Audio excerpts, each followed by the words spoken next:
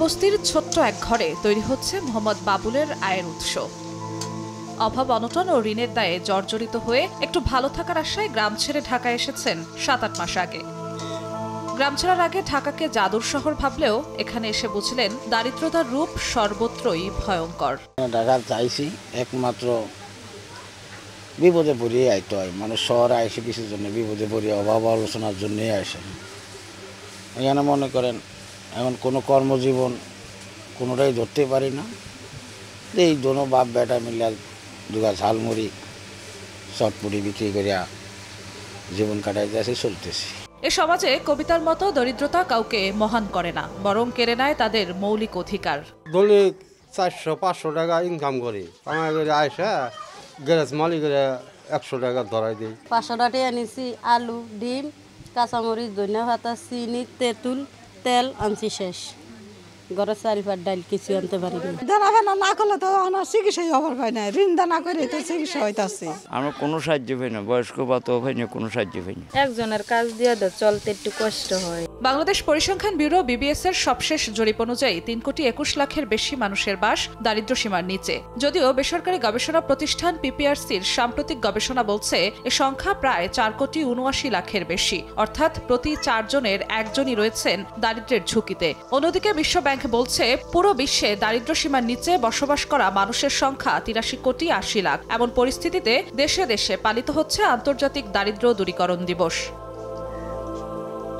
দারিদ্র্য সীমার নিচে বাস করা মানুষগুলোর যখন প্রতিনিয়ত লড়াই করতে হয় অর্থের সংকটের জন্য, তখন জাতিসংঘ মনে করছে তাদের লড়াই কেবল অর্থের জন্য নয়, তাদের লড়াই সম্মানের জন্য, মর্যাদার জন্য। তাই তো এবছর আন্তর্জাতিক দারিদ্র্য দূরীকরণ দিবসে প্রতিপাদ্য ধরা হয়েছে সামাজিক এবং প্রাতিষ্ঠানিক সকল অপব্যবহার দূর করে তাদেরকে যথাযথ সম্মান এবং সুযোগ নিশ্চিত করা। বাংলাদেশের প্রেক্ষাপটে যে প্রতিপাদ্য সফল হওয়া অনেকটা আকাশছোঁয়া স্বপ্নের মতো। ঠিক কখন যেন দরিদ্রতা নিঃশব্দে কেড়ে নিল কোটি কোটি মানুষের স্বপ্ন আর মর্যাদা। যে কোনো দোকানে গেলে আমরা নাস্তা করতে গেলে আমাকে একটু দেরিতেই দেয়। বড় লোকেরা টাকা পয়সা দিলে ওর কার্ড কোড আগে হয়, গরিব মানুষের টাকা পয়সা না দিলে কোনো কার্ডও হয় না, কোনো কিছুই না, গরিব মানুষের কোনো মূল্যই নাই। হাসপাতালে গেলে বড় বড় লোকের অগজনে সিট আছে, আছে, আমরা গরিব মানুষ মনে করেন দুধ ভাই করে দেয়, টেক আছে বেশি, বিনা চিকিৎসা আমরা মারা দিকে। অবজ্ঞা বঞ্চনা দূর করতে মানবাধিকারকে প্রাধান্য দিয়ে দরিদ্রদের জন্য নানা কর্মসূচি নেয়ার তাগিদ মানবাধিকার বিশেষজ্ঞদের। একজন মানুষ যেখানেই জন্মগ্রহণ করুক না কেন মর্যাদার সাথে বসবাস করার তার অধিকার আছে। এবারের যে প্রতিপাদ্য বিষয়টা সেটা খুব ভাবাটা জরুরি। দারিদ্রতার জন্য বাংলাদেশে অনেক ধরনের কাজ হয়, কিন্তু তার মানে এই না যে আমরা ওখান থেকে পুরোপুরি বেরিয়ে আসছি, অথবা তার মানবাধিকারকে চিন্তা করে আমরা এই প্ল্যান প্রোগ্রামগুলি করেছি। জাতিসংঘের হিসাব, যারা দৈনিক $3 আয় করতে পারেন না তারাই দরিদ্র, অর্থাৎ মাসে 10,000 টাকা আয় করতে পারেন না।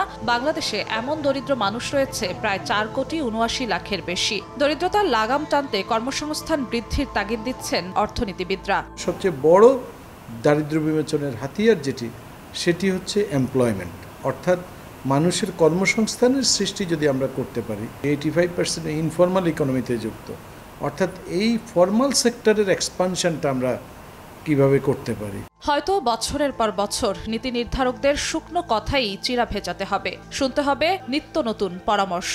তবুও একটু ভালো থাকার স্বপ্নে চলবে নিরন্তর হেঁটে চলা। জিনাতারা জশুয়া, সময় সংবাদ, ঢাকা।